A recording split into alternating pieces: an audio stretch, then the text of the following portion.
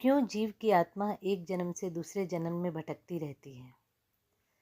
उसका सिर्फ इतना ही कारण है कि वह अपने उस जन्म में तृप्त नहीं होती। इस कारण वह दुख भोगती रहती है और दुख भोगने की वजह से बार बार उसे नया जन्म मिलता है।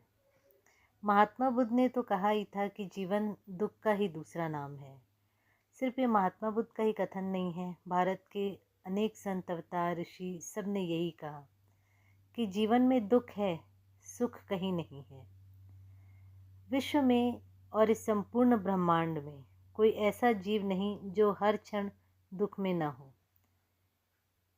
कोई न कोई चिंता उसे हर समय दबोचे रहती है। कभी ये हल्की होती है, कभी गहरी होती है, कभी छोटी होती है, कभी बड़ी। चिंताएं किसी न किसी रूप में बनी रहती है। कोई सोचता है कि ढेर सारा पैसा हो, पद हो, अधिकार हो, पर वह सुखी हो जाएगा।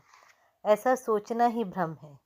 ये सब तो कामनाएं हैं और भी बड़ी होती जाएंगी, और जैसे बढ़ती जाती है इससे जलने वाले शत्रु भी उत्पन्न होते जाते हैं। साथ में इनसे अहंकार अलग उत्पन्न होता है। वह चाहता है कि हर व्यक्ति उसके प्रभुत्व को माने।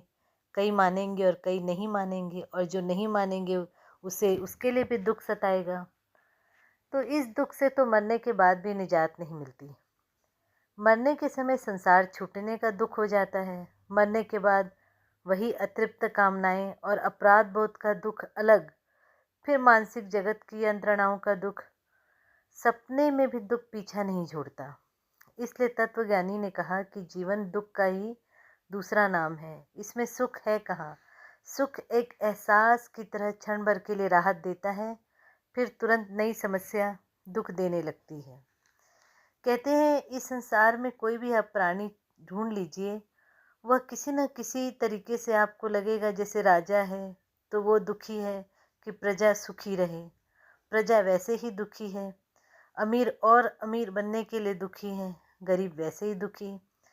तो सब अपने अपने मानसिक जगत में किसी न किसी तरह दुख का अनुभव करते रहते हैं। और इसी की वजह से जो जीव की आत्मा है वो एक जन्म से दूसरे जन्म में भटकती रहती है, और वह अपने चैतन्य स्वरूप में सदा दुख ही भोगता है। फिर भी ये माया इतनी सशक्त है कि कोई भी इस जीवन और उसके दुखों की कामना से निकलना ही नहीं चाहता। बहुत से जीव गंदगी में ही खुश रहते हैं और गंदगी ही उनकी ज़िंदगी बनती है। मच्छर को रक्त की कामना होती है, तितली को फूलों के रस की। सबकी अपनी अपनी कामनाओं की वजह से उन्हें बार बार नया जन्म लेना पड़ता है, क्योंकि उनकी कामनाएं अतृप्त रहती हैं। धन्यवाद।